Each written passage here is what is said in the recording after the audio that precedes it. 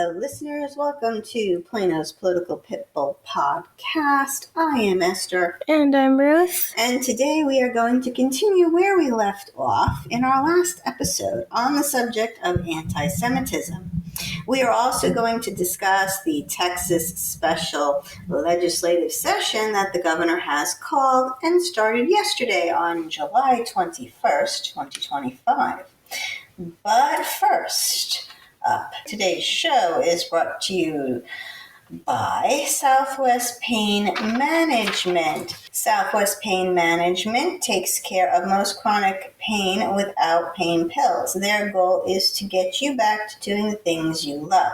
They are also the world's leading long COVID experts. Dr. Groisman sees people from all over the world to treat their long COVID. Southwest Pain Management is in Plano. Please go to their website, reliefbeginshere.com. That's reliefbeginshere.com to see all that they do. So last week, we went over the Democratic mayor candidate for New York City and how he is a communist and an anti-Semite. And if he wins, Texas and the DFW area will get a flood of people leaving New York City and moving to Texas. We also know that candidate Zoran Mandami's anti-Semitism is not an isolated case. Anti-Semitism has been on the rise all over the world, and Plano has not been immune to it. We have seen how people show up to city council meetings spewing horrible tropes and falsehoods against Jews and Israel. Now, this has gone into Plano schools. So a journalist, Marian Zivin, I believe it's pronounced Zivin, with the Israeli Times, she posted an article titled, "When Silence Hurts." When silence hurts. Jewish parents in Plano demand action against the rising anti-Semitism in classrooms. Now, we've seen anti-Semitism with the kids before. We heard many cases of children who came to the school that my children had gone to. It was a Jewish day school.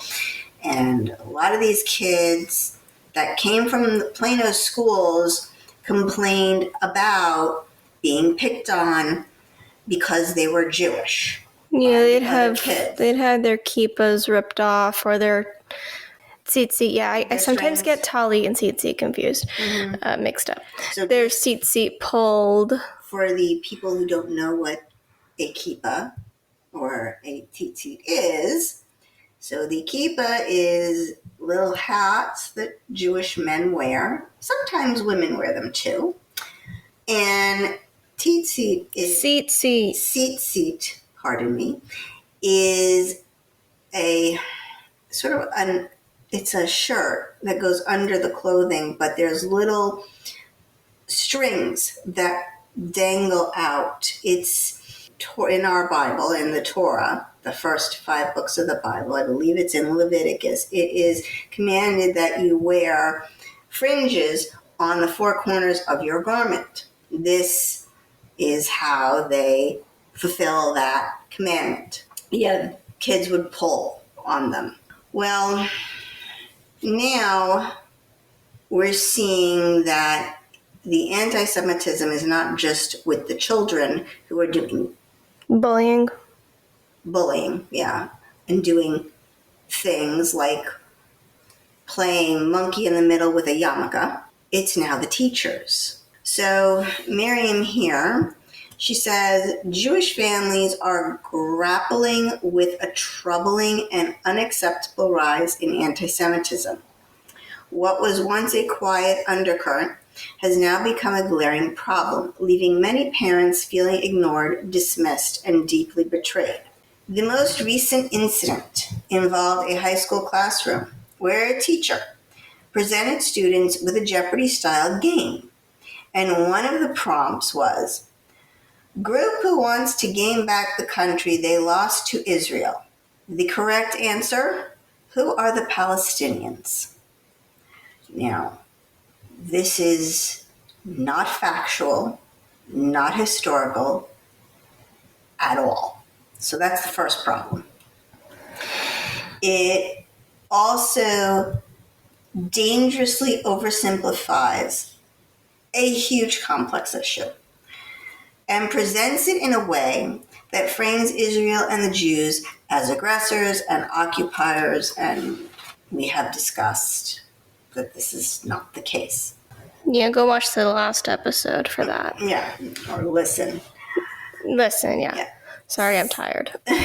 So, Miriam continues, this is not an isolated case. Jewish parents in Plano have reported a pattern of anti-Semitism and anti-Israeli rhetoric being introduced in the curriculum and classroom discussions, often taught as fact to young impressionable students who lack the context to discern bias.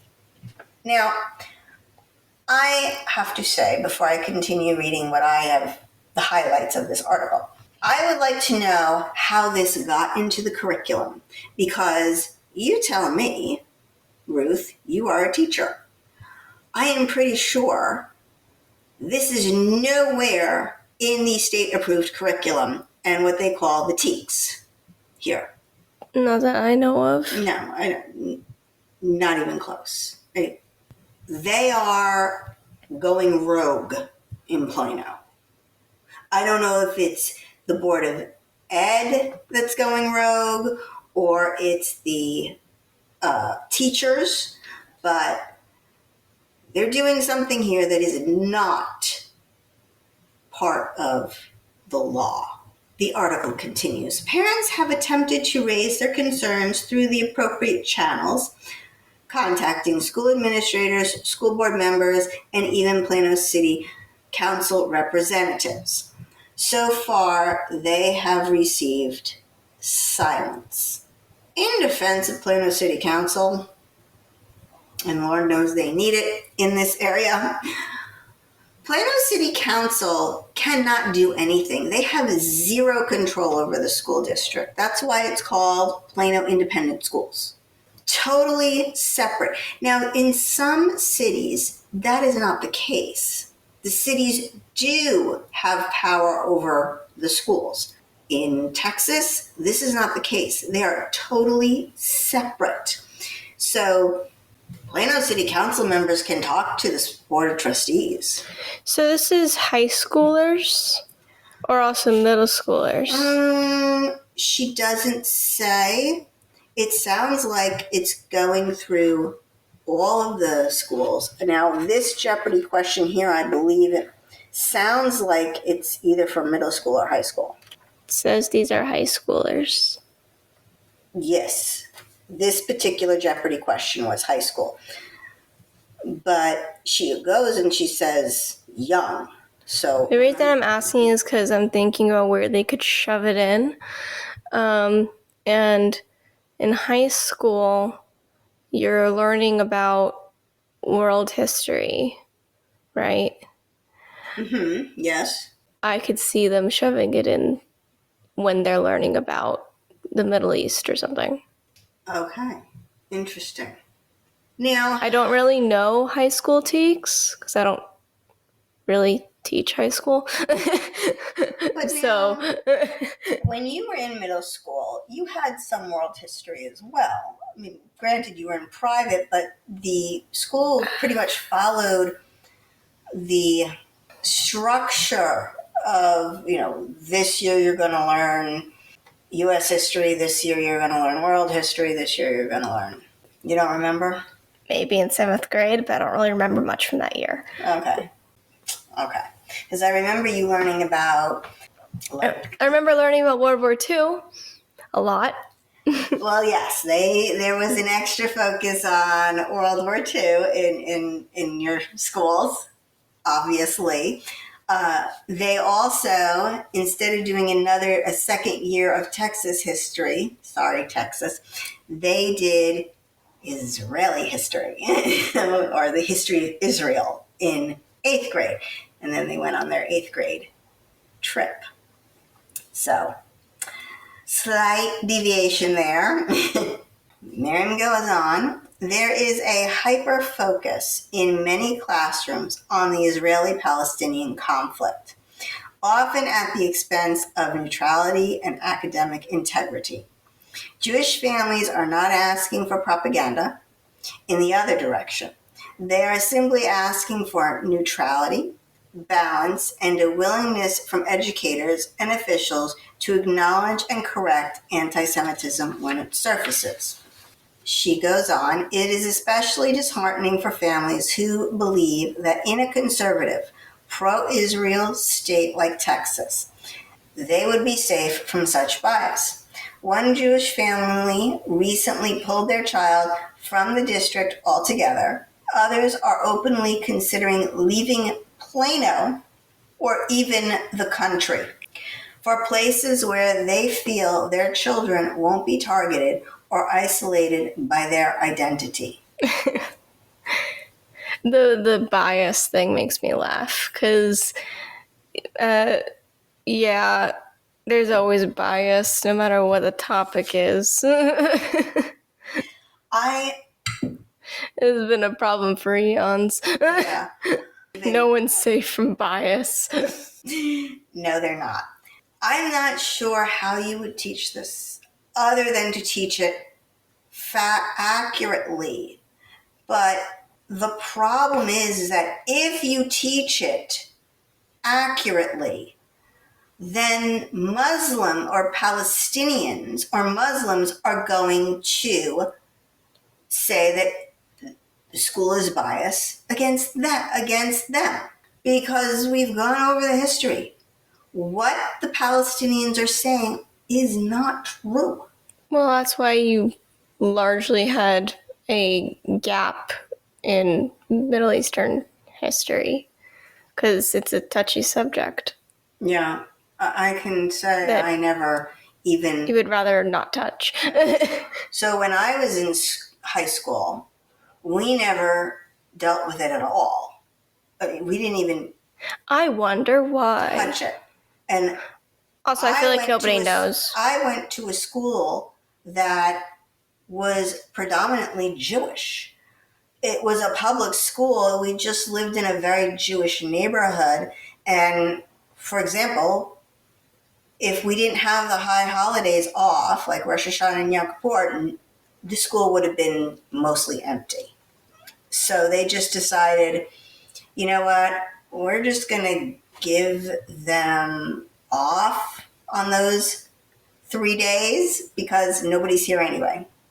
So we went over World War II. We went over the Holocaust. When it came to Israel and Palestine, we really didn't.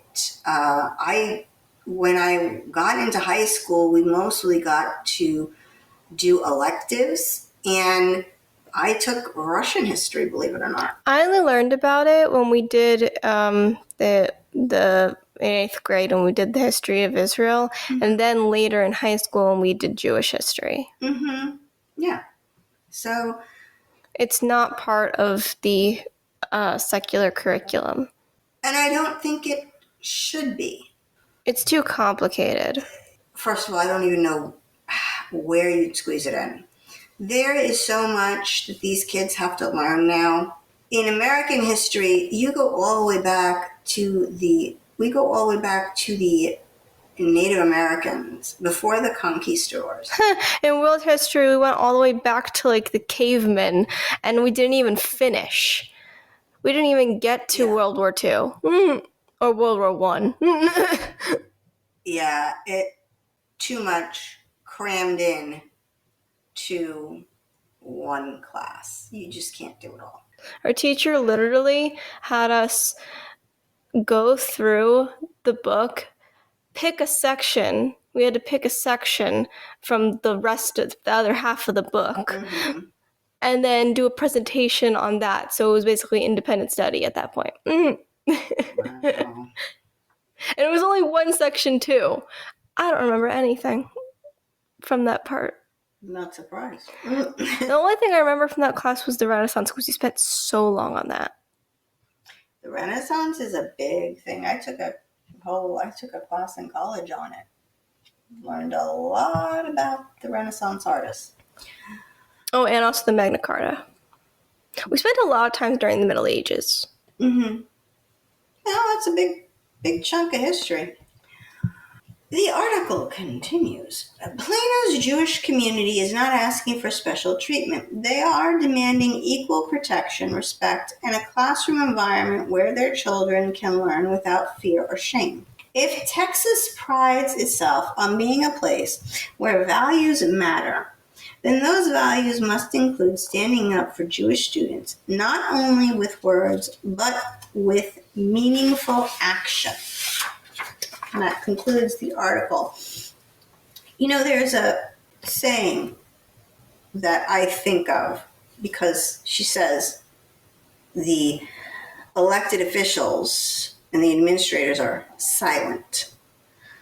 So, not to speak is to speak. If you don't say anything, you are condoning this behavior. Well, were they stopping the children from bullying the Jews before? Because, I mean, that was the whole reason why you had a bunch of people coming to Jewish schools in the first place. Yeah. I mean, that was not why we sent you guys, my kids, to Jewish school. We sent, yeah, it was. You didn't like that was public schools. But bullying was not the reason. I wanted you guys to have a Jewish education. I don't particularly trust the public schools.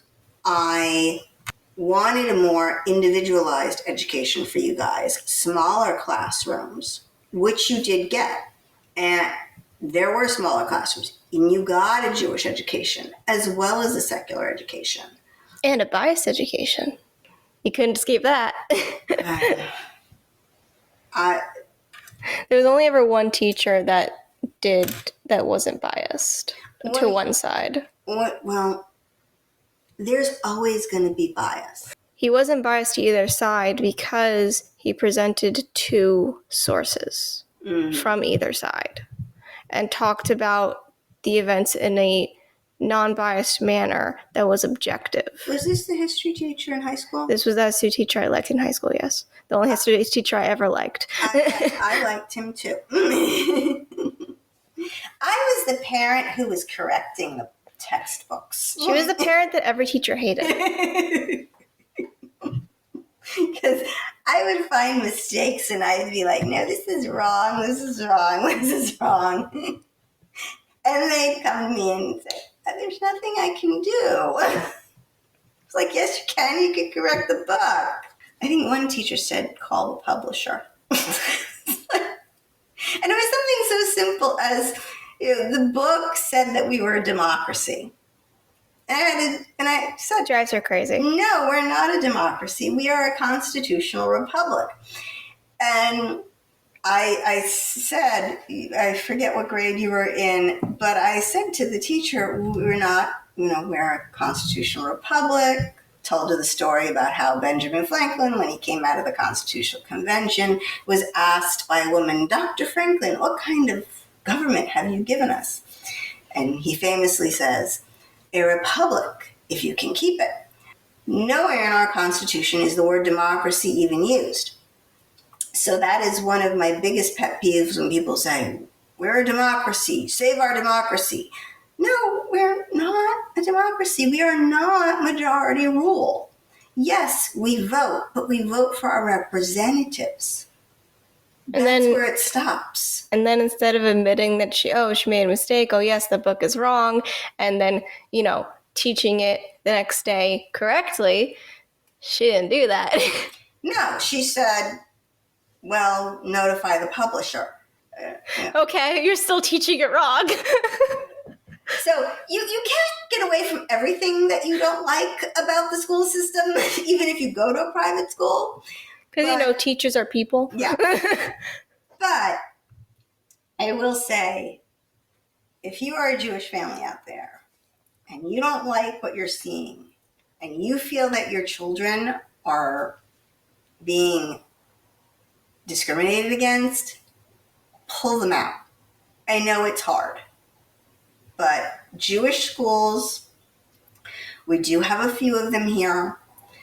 Levine Academy is one. Akiba is another one for the middle and elementary school. You have we have a high school, Yavna here in Dallas.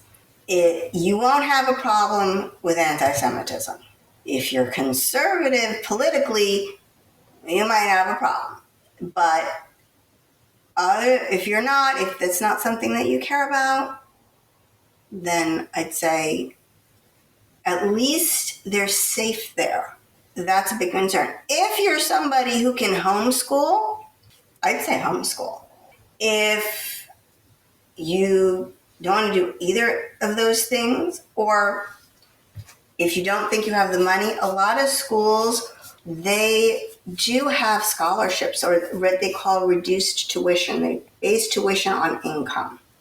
So a family can still go to the school and reap that reward and don't have to pay so much money for it. Now, it's still going to be money, so it's still going to be out of your pocket, because the school choice bill we got, unless your child is disabled or you're low income, odds are you're not going to get on that list for the grant that they're giving out. I think it's $10,000 per student. If you want an even more individualized education, I recommend Bridge Builder Academy. They have a great curriculum. They are one-on-one, one student, one child. Excellent school. Now, they're secular, but you won't have a problem with anti-Semitism there. They are a lovely school. This is very disheartening for me as a person who picked Plano to live. When we came down here, we didn't think that we would have to deal with this. We were more concerned about anti-Semitism, but in regards of like the KKK and being discriminated against because we weren't Christian. But my mind was put at ease because this is a very diverse area. We have a lot of Jews here. So I didn't think it was going to be an issue.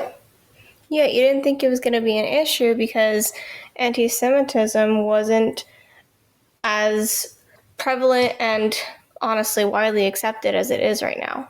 Mm-hmm. Yeah. Things have changed very much. Maybe it's because I was in a bit of a bubble, but anti-Semitism never even crossed my mind.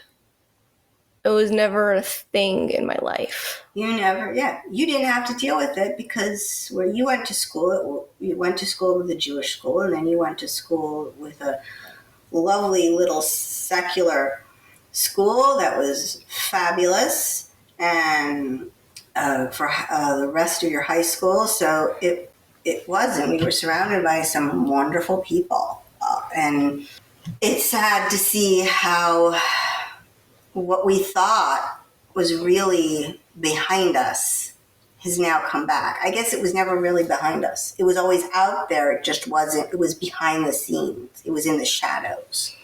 But now people feel emboldened and they're not afraid. Let's see what happens. Again, if you are a Jewish family that has kids in the district, I strongly suggest you get out of the district right now. Maybe this will change. On to a more happier topic. We're going to move to the Texas special legislative session that the governor has called. Now, in Texas, the governor can call the legislature back into session with what he calls a special session. And he can do this to get bills passed that he wants to see on issues that he felt weren't covered in the regular session. And the governor has a long list of things for our reps to do. As of today, there were 189 bills filed in the State House and 31 bills filed in the Senate. Now you might be wondering, why only 31? Well, that's about how many senators we have. And they can only file bills, they're only supposed to file bills and pass bills on the subjects the governor wants. So they can't go off the rails and just file something that they want. That's what they're supposed to do anyway. So I have the list of the items for our special session. So item 1, a flood warning system. Legislation to improve early warning systems and other preparedness infrastructure in flood-prone areas throughout Texas. Obviously, this is in response to what happened in the Hill Country and the massive flood, horrible flood that happened. You know, I think part of the problem with that area, first of all, it is called Flood Alley. Problem number 1. But problem number 2, it happened at night. Your televisions are off. If you're like me, you turn your cell phone off. So the only way you find out the water's rising is when you actually see it yourself. And if you're asleep, it's probably going to be too late. Flood emergency communications. It's an item 2. Legislation to strengthen emergency communications and other response infrastructure in flood-prone areas throughout Texas. Relief funding for Hill Country flooding. That's a no-brainer. I don't think these first 3 things are going to be too contentious. National disaster preparedness and recovery. So I think those 4 things are going to be pretty easy to do. Of course, we are talking about politicians. The next few are going to be a little contentious. Eliminate the STAR test. Legislation to eliminate the STAR test and replace it with effective tools to assess student progress and ensure school districts' accountability. Cut property taxes. Now, they cut property taxes, or they passed legislation to cut property taxes already. So he wants more. And this I find really interesting. So it says legislation reducing the property tax burden on Texans and legislation imposing spending limits on entities authorized to impose property taxes. I foresee loads of elected officials from city council to school board to commissioners' courts running down to Austin because that is going to trigger mass hysteria. If the Texas legislature says you can't spend all the money you want to spend. Okay. Think about it. I mean, well, what happens every budget year? Budget time is coming up the end of the month in July. We always get the proposed budget, and I'm putting proposed in quotes here, in air quotes, budget from the city manager. And do you think that they say, well, how much money are we going to get?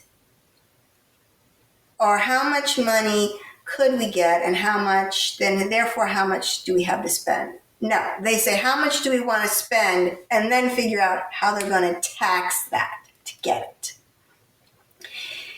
That's why it was so hard for many years to get the no new revenue rate, so that people's bills, property tax bills, wouldn't go up every year. So this is going to be fun to watch.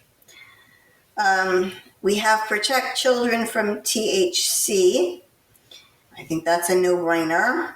They want legislation to make it a crime to provide hemp-derived products to children under 21 years of age. And then regulate hemp-derived products. So he wants the regulation. Legislation to comprehensively regulate hemp-derived products, including limiting potency, restricting synthetically modified compounds, and establishing enforcement mechanisms, all without banning a lawful agricultural commodity. Protect the unborn children. Further legislation protecting unborn children and their mothers from the harm of abortion. I don't quite understand that one. I think we have pretty strict here in Texas. So I don't know how more strict we... They want it even stricter. Yeah. They want no one to be able to get an abortion ever. I don't know how they can make it stricter, but they want to make it stricter. People are leaving Texas to get abortions. I don't know. Maybe they want it to be stricter. From conception, like all-out ban. It is. Oh, it is? Yeah. I'm really tired. Wake up, girl.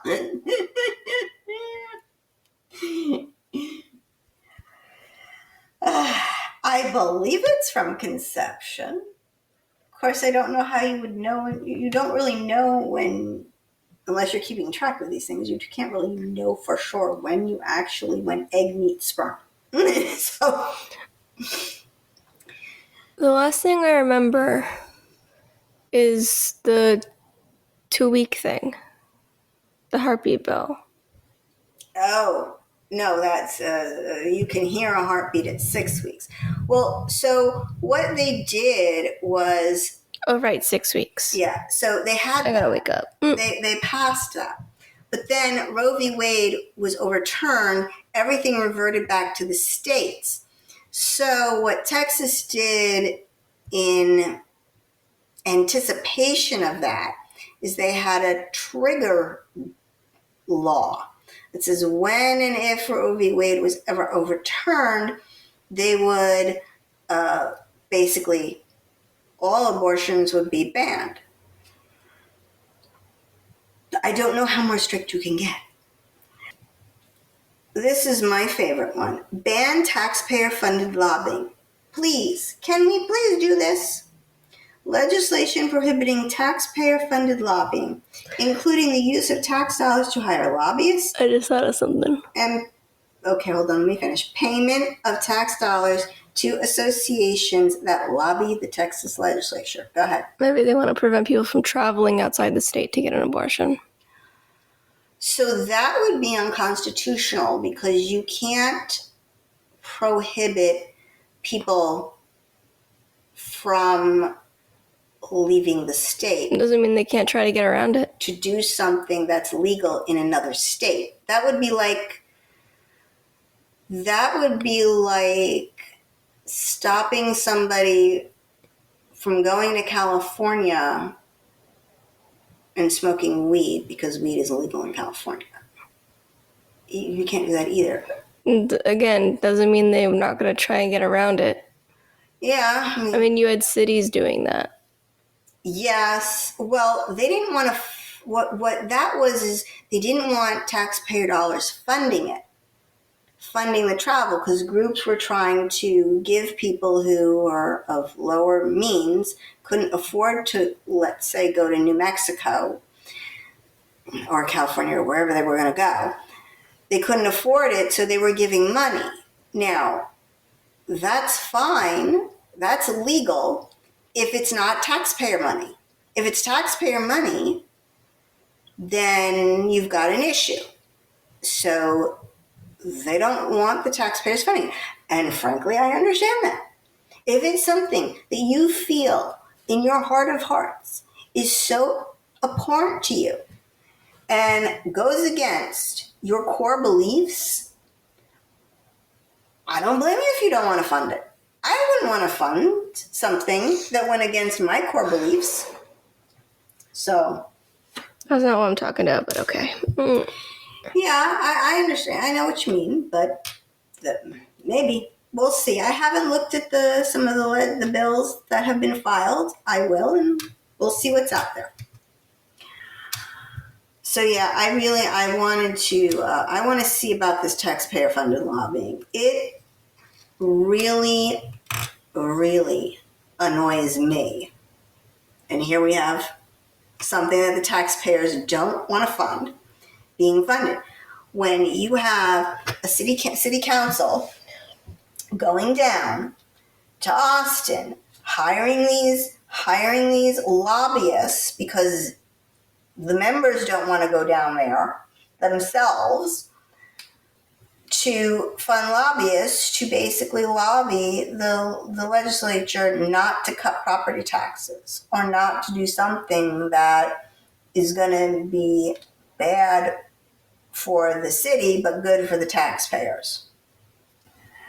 So they have been trying to pass this one for so long. Hopefully they'll get it done this session. Protect human trafficking victims. That should be an easy one. Police personal records. Legislation protecting law enforcement officers from public disclosure of unsubstantiated complaints in personal files. Protecting women's spaces. Legislation protecting women's privacy in sex-separated spaces. I thought we got that done too. Guess not. Attorney General election powers. Legislation proposing a constitutional amendment allowing the Attorney General to prosecute state election crimes. So there was a slight issue with the Supreme Court in Texas. They had said that the Attorney General doesn't have the power to prosecute election fraud crimes. They have to be prosecuted in the district that the crime occurs. The only problem with that is you have DAs in some districts that won't prosecute and DAs in other districts that will. So it's not exactly a fair system. So where are you going to do most of the election fraud? In the area where you have a DA that's not going to prosecute that. Redistricting. So we may be getting some new lines drawn. Yay. Next one, title theft and deed fraud. Legislation similar to Senate Bill number 648 from the 89th legislative session that provides strengthened protections against title theft and deed fraud. This is a big problem that's been going on. People even have to get home title protection. So hopefully they'll be able to do something. And water project incentives. So more water projects. And state judicial department. So this is legislation relating to the operation and administration of the judicial department of the state of Texas, of the state government. That's pretty broad. We'll see. I did glance at a couple of the bills that were filed, and a lot of them were creating new courts. So we'll see what happens with that. But session started yesterday. They're off and running. We'll keep you posted. We'll update you on how it's going. I have some good news. Really good news. Gemma was adopted. Yay! So we have a new, very important dog. And since Gemma was a girl, we have a boy for you today. Our very important dog is Zeus. Zeus is a friendly boy who is about 5 years of age. He is a smart dog who will make a great companion for you. He is a playful dog who was never claimed by his owner. One of his eyes has a genetic defect, but it sure doesn't slow him down. He is an active and sweet boy who really wants a new home. He is so affectionate and just a love bug. So if you are interested in seeing more about Zeus, please go to our website, plainospoliticalpitbull.com, and click on the link, Pitbulls Up for Adoption. You will see an adorable picture of Zeus there, and you just click on the box underneath Zeus. That is all the time we have for today. Please like, share, and subscribe. This is Esther. And this is Ruth. For Plano's Political Pitbull, signing off.